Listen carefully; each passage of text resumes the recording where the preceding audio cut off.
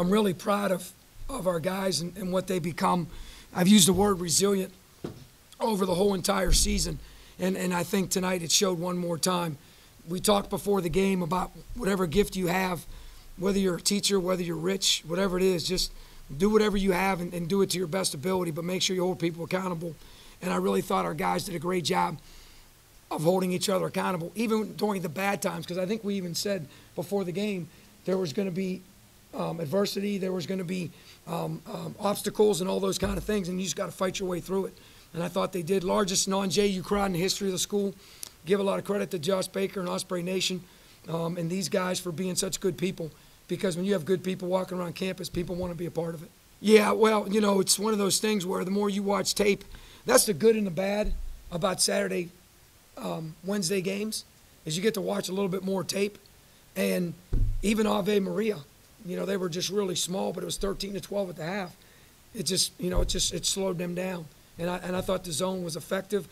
You know, coming from Baylor, who plays zone all the time, you know, we played it a lot my first couple of years, but I'm a man-to-man kind of guy. But I think it was the best thing we did tonight. And obviously, statistically, it worked in our favor as well, too. So, but the fact that we out-rebounded them is pretty impressive, too, when the leading rebounder in the league only played 10 minutes. I was watching a film with Coach, and in the JU game, I don't know if you guys know, but I was kind of hesitant in the first half, and I wasn't being aggressive. I wasn't being myself.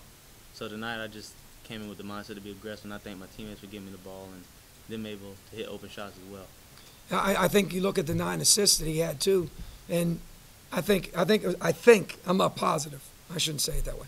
I believe he had Trent on 2 pitches, one in the right corner, one in the left corner, that sometimes he had dribbled that in to try to get, you know, floaters or plays like that. I thought they were big-time plays. And obviously, I thought Trent, you know, obviously Trent and BaeBae made some huge shots for us tonight.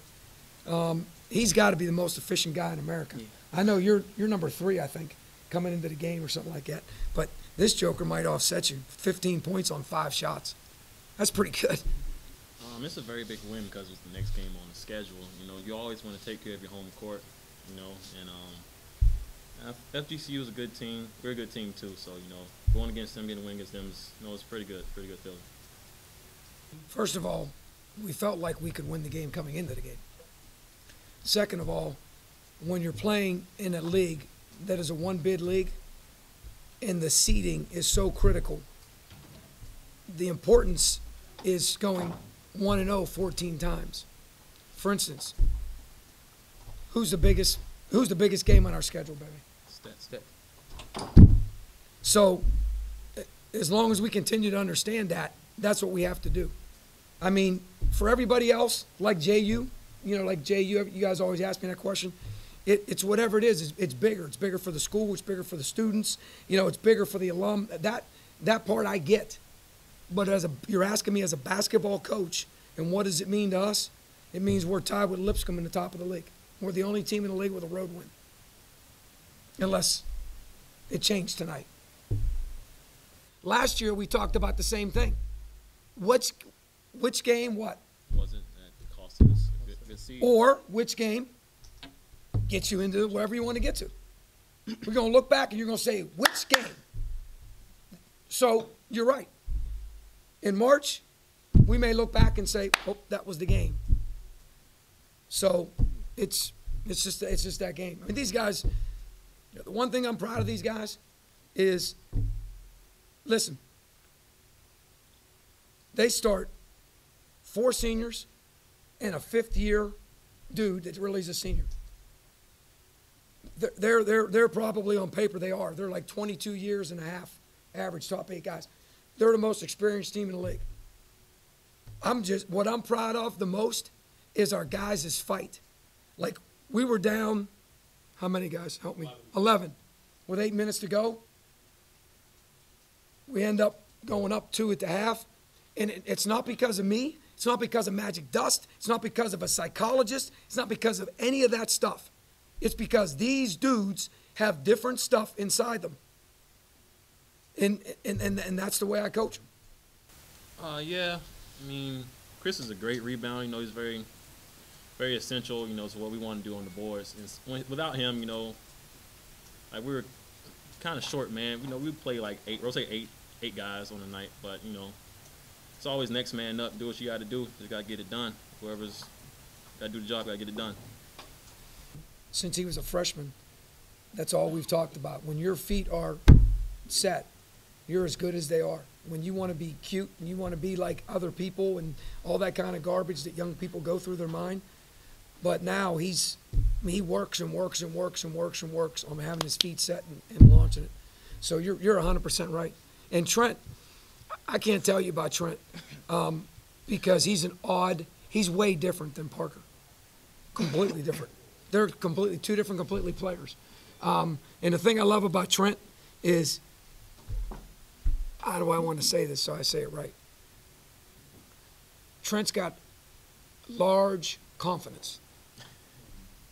Because that three in the corner, you weren't there, was the same three he hit against Bethune-Cookman in a crucial part of the game with 1:20 to go.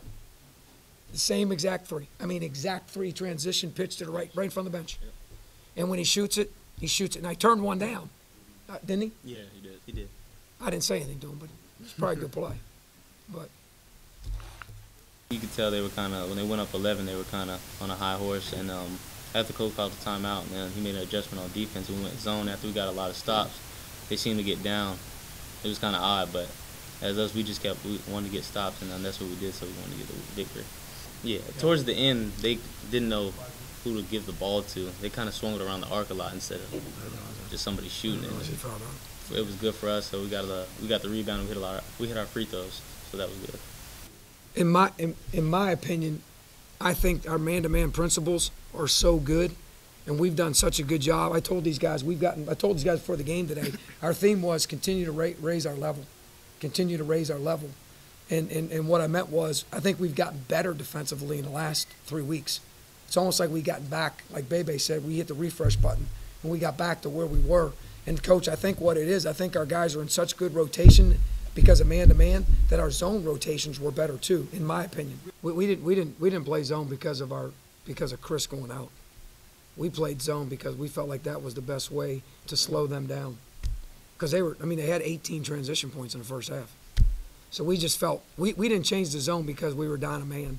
I wouldn't do that because when BaeBae was hurt and he wasn't playing, we didn't play zone just because we didn't have BaeBae. So I'm not, and that might be unintelligent, but I'm not that smart to do that. I did it because I thought it was, as a staff, we talked about it today. Coach Kennan was very adamant.